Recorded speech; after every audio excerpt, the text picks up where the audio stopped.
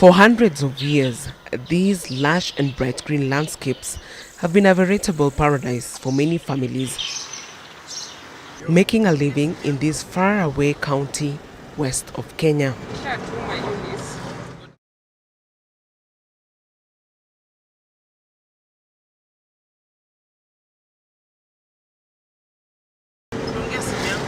Kakamega is one of the largest remote counties, yet the most crowded, with an estimated population of 1.9 million people, according to the 2019 census.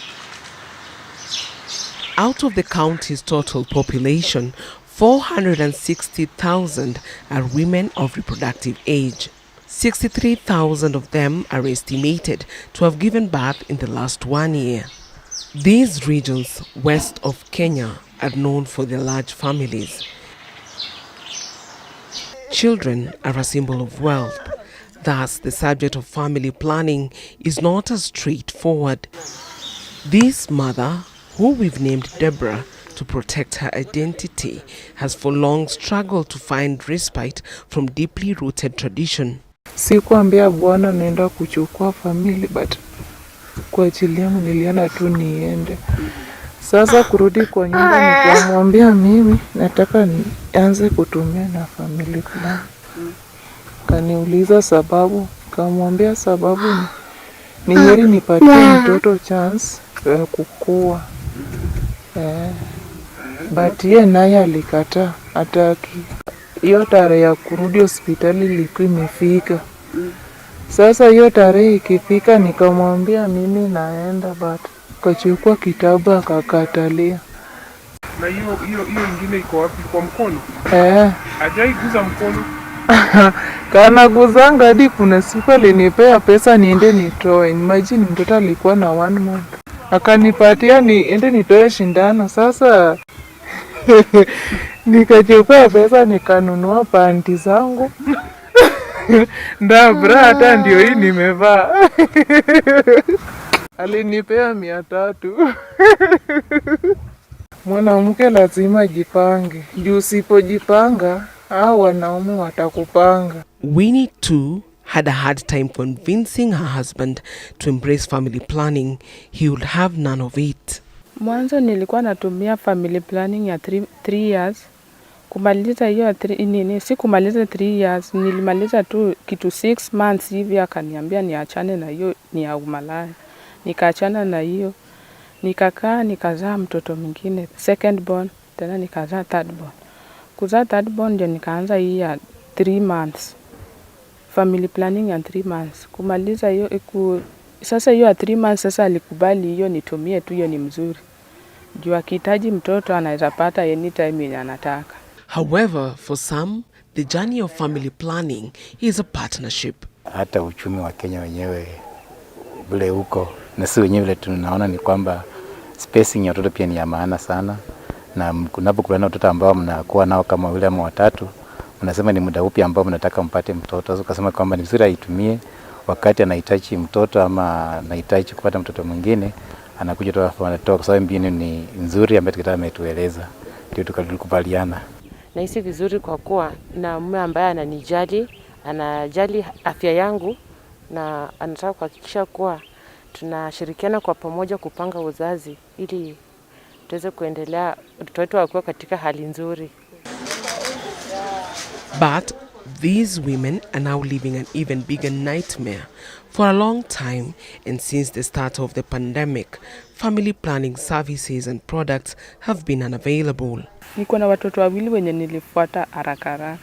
Mwingine nimezaa 2018, mwingine nikazaa 2019 December. Sasa nilikuwa na stress juu nilijua tu tena nitapata mimba ingine before nipate hiyo family planning yenye nilikuwa natumia. The COVID-19 pandemic disrupted almost all health services. Family planning services were among the most affected, eroding the little gains made in reversing fertility trends here. Kakamega has about 250 facilities that offer the services. According to a 2020 study by the Performance Monitoring for Action, a project under the Bill and Melinda Gates Foundation, and that researches on key health indicators around Africa, 1 out of 25 healthcare facilities in Kakamega County were closed during the pandemic. Further in, close to 12 out of 250 of healthcare facilities offering family planning personnel were reassigned from family planning services to COVID-19 related duties. More than 2 out of 10 facilities offering family planning services reported more irregular supply of family planning commodities during COVID-19 restrictions. The study also found that women seeking family planning services from health facilities decreased by more than half, from 29% in June 2020 to 13% by December 2020. Fear of contracting COVID-19 was cited as the main reason why women kept away from the health facilities. Another challenge is during this corona time, even the CHVs are afraid to move from house to house to give that health information, give it like the family planning one. As fear of a contagion hovered over the community, the county adopted outreach services reaching out to women in the remote nerves of the community. Their services included providing long-term family planning methods that provide a shield for as long as between 3 to 5 years, but this too had its share of challenges. In rural setups such as these, community health volunteers are often the only link to health services. We still had challenges. These mothers came to the facilities. With the help of the CHVs, they were able to be encouraged to come to the facilities, but the methods they wanted to get, others didn't get what they wanted to get. And this was as a result of stockouts of family planning commodities. We had some long time, around 3 months, stock out of long-acting methods. That is the implants.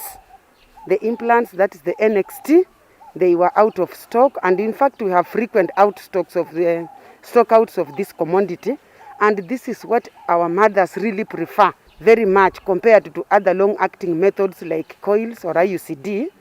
They prefer that. But when they come to the facility, after being referred by the CHVs, they don't, most of them didn't get the method they wanted.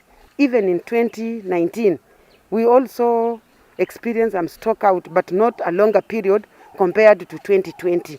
But for this year, at least we have the commodities in place, and mothers are able to get the family planning commodities that they want or the methods that they want. But fear of contracting COVID-19 is not the only concern. A shortage of birth control products added to their blues. The stockouts we've been having, there was a communication that KEMSA does not have FP commodities. After a long wait, some supplies came in at last. In late May and early June, Kakamega was among counties that received a consignment of implants, the implant on NXT, from the Kenya Medical Supplies Authority, KEMSA. But there was one problem. The implants were unsafe for use. They were developing molding.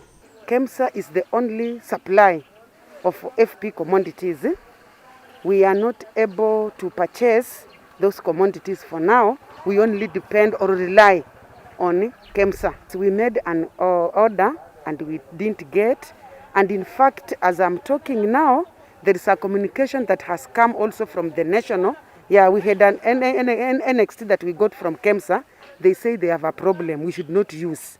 Kakamega County is among the counties that are not supposed to use. A memo from KEMSA in June asked all healthcare facilities in Kakamega, Lamu, Nyamira and Kwale counties to examine the packaging for all signs of molding, quarantine any affected items and have them returned. Meanwhile, KEMSA suspended any further distribution of the product. So I had to communicate also very fast because I know if these healthcare providers receive, they will start giving it. KEMSA, in response last week, confirmed that they had recalled part of the consignment sent out following questions on poor quality of Implanon that they say was delivered to them for distribution. KEMSA confirms that it has recalled part of a pharmaceutical consignment earlier dispatched to several destinations. This is part of our market surveillance and quality assurance processes after the consignment of Implanon delivered to the authority for distribution was found to be degraded. We received around 6,000, yeah, but we have not used, so they have said we don't use them. So this one I'm seeing also, if the problem will not be sorted, then we will also have, again, we'll experience a stock out.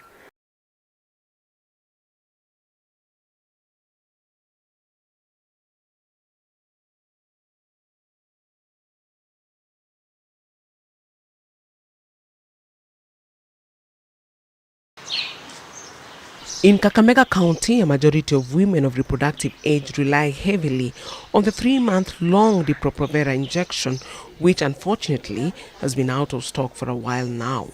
Mwanarob Sarah has been on the injection for 3 years now. It is her second visit to a health facility in search for it, with no success. Sasa vile mimi nimekuja hapa nikakosa hiyo shindano na nilikuwa nimeizoea. Nimeitumia kuanzia vile nilianza kuzaa mtoto wa kwanza, wa pili, wa tatu. Sasa inanipelekanga tu vizuri na nimeishaizoea, siwezi kuiacha. Sister ameniambia vile nimefika, ameniambia tu hata hakuna dawa na siku hizo hiyo dawa haipatikaniki. Sitaki sahi mtoto. Sababu mtoto ni angali miaka 3 tena nipate sahi mtoto. Sahi sasa naondoka naenda chemist na pesa yenye nimekuwa nayo ni kidogo, niko na 150. Sasa naenda kualia tu wakikubali kunisaidia wanisaidie. The fear of unintended or unplanned pregnancies due to the inconsistency of family planning services is now real among the women here. For some, though, it is too late in the day. There is one who came to the facility, insisted on... When was this? It was around 9 or 10 months ago. So yeye alikosa hiyo ile the method she wanted. At the end of the day, amezaa 1 month ago. So meaning hiyo mimba is around 10 months behind. About 80 kilometers away from Kakamega in Wagai division of Game in Siaya County, the situation is no different. Women visiting health facilities such as the Wagai Health Center seeking family planning services have been turned away. The inconsistent supply is a bitter prescription for many women. Sharon Atieno is one of them. Since she delivered, she has traveled 20 kilometers to and from her village to the Wagai Health Center. This is her second visit. I want family planning so that we can find a way to take care of the children well. God has blessed us with them. We need to find a way to take good care of them. This is the only way. If we add another one, it will be hard to find a way to help these children. Sadly, she's out of luck again. The Depo-Provera or implant is out of stock. I went to seek for the family planning commodity when I took this child for the first injection. I did not get. I have come a second time. They are still not there. The distraught mother of 5 who can barely feed her large and growing family is now ill at ease. I am 24 years old and I do not run any business at the moment. I currently stay at home. I'm the mother of 5. The firstborn is 10 years old. The second one is 7. The thirdborn is 6. The fourthborn is 1. And this one, the lastborn, is 1 month, 2 weeks old. She conceived her last child when her newest bundle was barely 2 months old and still breastfeeding. She had to stop breastfeeding as the pregnancy was already wearing her down. Before you got pregnant with this baby, had you made efforts to get your preferred method at the hospital? Yes, I did. They told me there was none. I even asked him if there are any that have been used and remained however little to be injected with. The doctor said there is none. 2 months later, I was pregnant. I really need it this time. I want to stop giving birth. Had I found a method, I am sure I would not have given birth in quick succession, like I have with this last two. The 1-year-old would still be breastfeeding. Sharon forms part of a larger group of 425,000 women of reproductive age in Siaya County who have been mapped out for family planning services. Mama akijifungua kabla afikishe wiki 6 tunamfanyia counseling ya family planning. Sasa ukimrefer kwa facility hapati tena, narudi kwako. Anakuja anakuambia sasa umenituma kwa hospitali na sikupata. Unataka nipate mimba tena? Na mimba ndio nilikuwa sitaki. Sasa imetusumbua kuanzia mwezi wa 4 mpaka sasa. A study by the Performance Monitoring for Action on Siaya County showed that 47% of the pregnancies were unintended, 36% were mistimed, and 11% not wanted. Ni kazi ngumu. Na wakati wa kitambo walikuwa wakitumwa tu hivi kwa hospitali wanapata, lakini wakati huu ikiwa hizo sindano za miezi 3 hawapati, tunahitaji serikali itusaidie, sana sana county government watafute mbinu za kuzitafuta ili tusikose. Siaya County Reproductive Health Services Coordinator Dominic Omolo says the county, just like many other counties, has been hit hard by a shortage of family planning products, especially during the pandemic. The last time that our county received commodities was in May 2020. And even then, the commodities that we received were majorly 2 commodities. We received injection Depo-Provera, and on top of that, we also received some Jadel IUCDs. Before that, we used what we had, and after that supply that we got in May, we moved on up to December. When it reached December, we now did a redistribution of our commodities.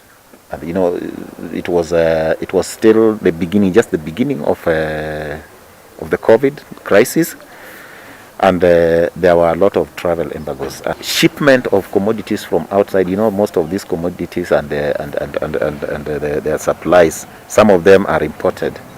Yeah, so the import was a problem. And other than that, we also attributed this shortage to redirection. When this thing happened, most of our, even at our local level, most of our, you realize, funds were being diverted to fighting the corona pandemic. It is a cry of desperation from many as Sharon that the unplanned pregnancies currently facing them will be sorted by the system, a system they have relied on for decades now. I wish I could get the family planning method so that this young one can at least grow. If we do not get it, we are in trouble. We, the women, are in bigger trouble. Eunice Omolo, NTV.